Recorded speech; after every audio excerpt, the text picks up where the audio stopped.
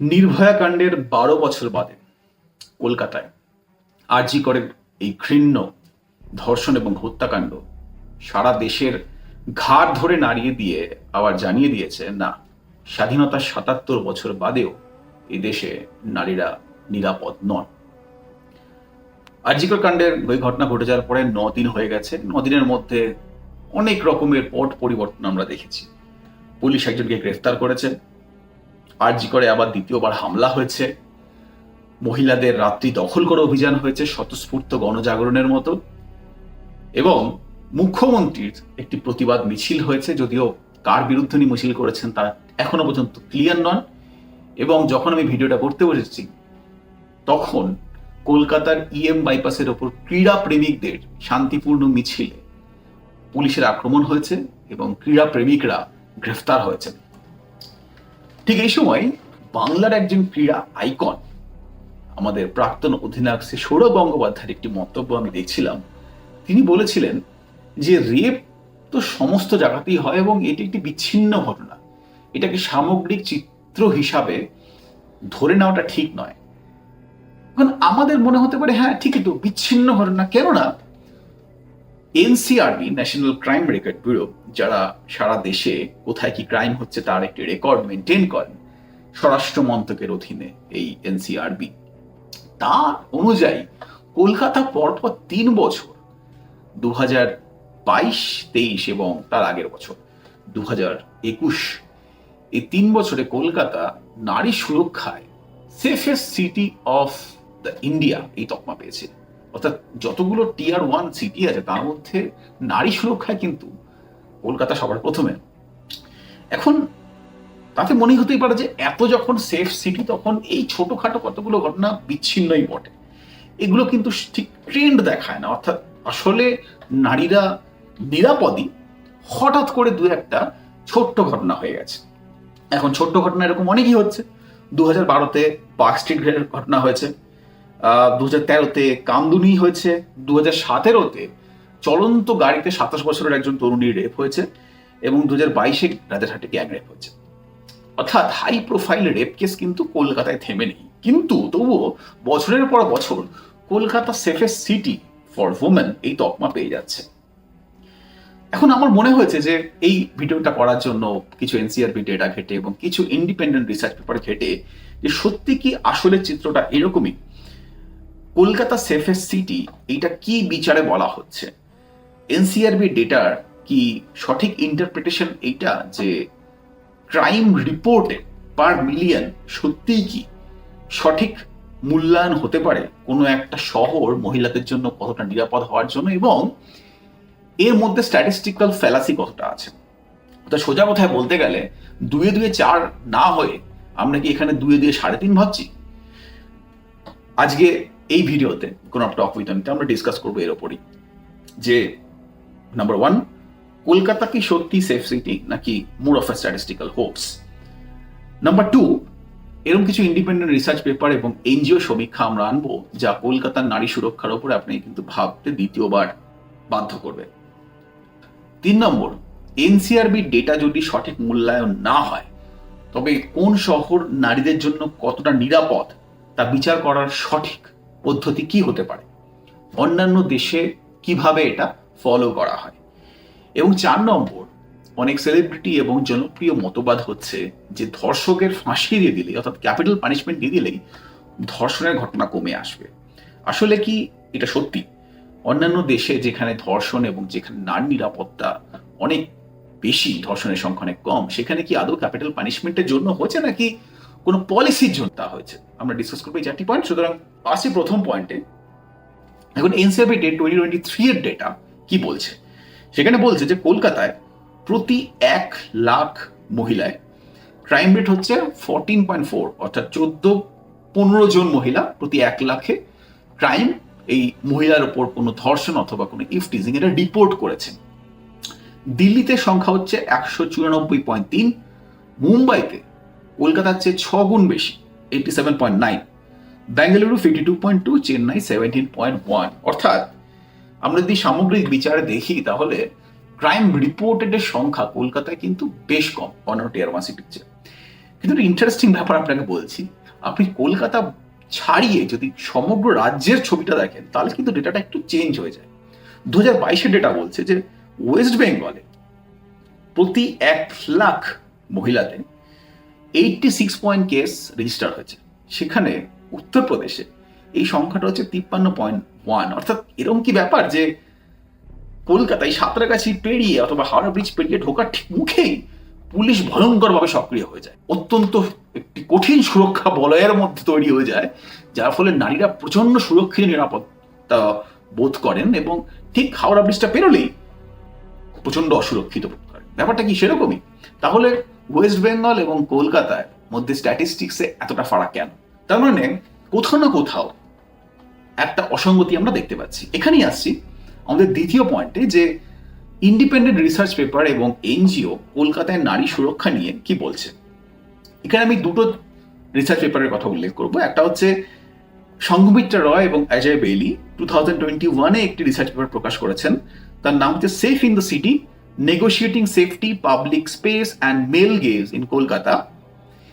এতে উনি লিখছেন যে কলকাতায় লো ক্রাইম রিপোর্ট এই সংখ্যা হওয়া সত্ত্বেও মহিলারা বিশেষ করে পারভার্সিভ মেল গেজ, অর্থাৎ পুরুষদের যে কামলোলুপ দৃষ্টি এবং ইনঅ্যাডিকুয়েট আরবান ইনফ্রাস্ট্রাকচার, তা নিয়ে যথেষ্ট চিন্তিত এবং তারা নিজেদের অসুরক্ষিত মনে করছেন।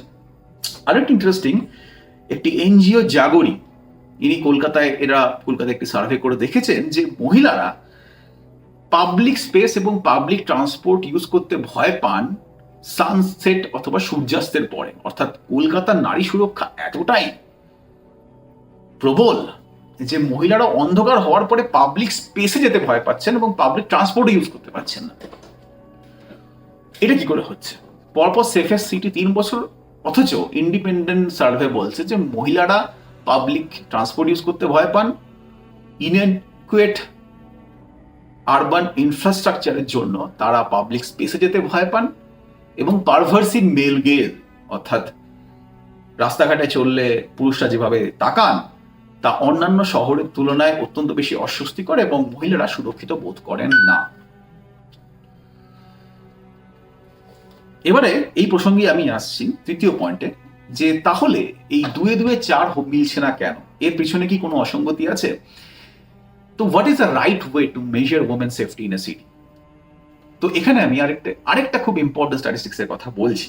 আমরা গ্রোন আপ টক উইথ অনেকে চেষ্টা করি যে কোনো রকম ভাবে রাজনৈতিকভাবে ইনফ্লুয়েন্স না হয় অথবা গোপন তথ্যের ভিত্তিতে কোনো খবর না পেশ করে এস্টাবলিশ যে রিপোর্ট আছে তার বেসিসে আমরা আমাদের বক্তব্যটা আমাদের কাছে তুলে ধরার চেষ্টা করি, এবং এই ভিডিওতে আমরা যে কোনো রিপোর্ট এবং যে কোনো রিসার্চ পেপারের সাহায্য নিয়েছি তা সবই ডেসক্রিপশন বক্সে থাকবে। এখন গ্লোবাল জেন্ডার রিপোর্ট 2023 অনুযায়ী, এটা ওয়ার্ল্ড ইকোনমিক ফোরাম এটা প্রতি বছর পাবলিশ করে, এবং তাতে দেখা হয় ভেরিয়াস ফ্যাক্টর, যেমন মহিলাদের ইকোনমিক পার্টিসিপেশন কি, তাদের হেলথ এবং তাদের উপরে কত ক্রাইম হচ্ছে তার বেসিসে ওয়ার্ল্ড ইকোনমিক ফোরাম একটি লিস্ট বের করেন। সেখানে 146টা কান্ট্রির মধ্যে ইন্ডিয়ার অবস্থান হচ্ছে 127, এবং সেখানে সুইডেন তার র্যাঙ্ক হচ্ছে 5th। এবার আপনি যদি দেখেন যে সুইডেনে রেপ রিপোর্টের সংখ্যা প্রতি 1,75,000, সেখানে ইন্ডিয়াতে এর সংখ্যা হচ্ছে 2.6। অর্থাৎ আমি যদি কেবলমাত্র পার মিলিয়ন অথবা পার লাখের রেপ রিপোর্টের সংখ্যা হিসেবে বিচার করি তাহলে দেখতে হবে যে ইন্ডিয়া আসলে সুইডেনের চেয়েও সেফ কান্ট্রি। তা তো নয়, কেননা রেপ রিপোর্ট তখনই বেশি হবে যখন গভর্নমেন্টের পলিসি ফ্রেন্ডলি হবে, যখন তাড়াতাড়ি বিচার পাওয়া যাবে, এবং যখন এই সোসাইটাল প্রেশার থাকবে না রেপ ভিকটিমের ওপরে। যখন রেপ হওয়ার পরে কখন রাতে ঘুরছো, কত রাতে ঘুরছো এবং কি পোশাক পরে আছো, এই প্রশ্ন মহিলাদের দিকে উঠবে না। সুতরাং কিভাবে একটা ব্রডার লিগ্যাল ফ্রেমওয়ার্ক তৈরি করা যায় এবং কিভাবে আরো সঠিকভাবে এই মেয়েদের নিরাপত্তার বিষয় সার্ভে করা যায় তার একটা ফ্রেমওয়ার্ক আমরা এখানে বলতে চাই। যে ভিক্টিমাইজেশন সার্ভে, ডিরেক্টলি মহিলাদের জিজ্ঞেস করা যে তারা কি ফিল করছেন, তারা রাস্তাঘাটে চলতে অথবা পাবলিক স্পেসে যেতে তারা সুরক্ষিত ফিল করছেন কি করছেন না। এবং কম্পারেটিভ হেলথ ডেটা, অনেক সময় দেখা যায় যে পুলিশ রিপোর্ট না করেও যখন রেপ হচ্ছে মহিলারা হসপিটালে যাচ্ছেন, বিকজ অবভিয়াসলি ট্রমা ক্লিয়ার করার জন্য, এবং রেপ হলে আরো অ্যাসোসিয়েটেড যে মেডিকেল রিস্ক থাকছে, অ্যাবর্শন, এই ডেটাগুলো দেখা উচিত, পুলিশ রিপোর্টের সাথে সাথে সেগুলোকে ম্যাচ করা উচিত। এবার আসি আমাদের শেষ টপিকে, যে ক্যাপিটাল পানিশমেন্ট, ফাঁসি কি একমাত্র সমাধান? এরকম কোনো হাই প্রোফাইল কেস হলে সবার প্রথমে যে আওয়াজটা সবচেয়ে জোরে শোনা যায় সেটা হচ্ছে ধর্ষকের ফাঁসি চাই, অর্থাৎ ফাঁসি হলেই নারী সুরক্ষা চচ্চর করে বেড়ে যাবে। এটা কি, এই দাবিটা কি সত্যি? অন্যান্য দেশের স্ট্যাটিস্টিক্স কি বলছে? স্ট্যাটিস্টিক্স কিন্তু উল্টো কথা বলছে। পৃথিবীতে যেসব দেশ নারী সুরক্ষায় প্রথম দিকে আছে সেই সমস্ত দেশে কিন্তু ক্যাপিটাল পানিশমেন্ট অধিকাংশ দেশেই নেই, যেরকম নরওয়ে, সুইডেন, নিউজিল্যান্ড, কানাডা। সুইডেনে 1923 সালে ক্যাপিটাল পানিশমেন্ট বন্ধ হয়ে যায়।